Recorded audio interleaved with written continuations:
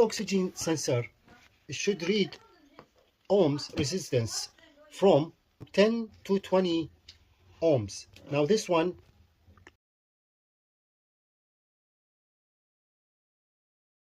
(15.4), which is in between, which is good. Of course, the oxygen sensor, this is hot. We just heat it up with the torch. Now it's hot. So the resistance increased a little bit when it's hot. See? When it's cold, resistance will drop a little bit, but the resistance should be always, the good oxygen sensor must have resistance.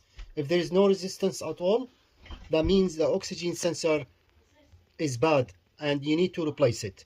See, now the resistance is dropping. It's very slow, but it must be between 10 to 20.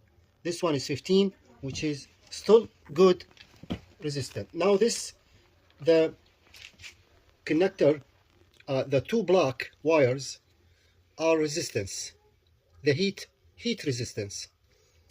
The other two wires, whatever color they are for voltage, DC voltage.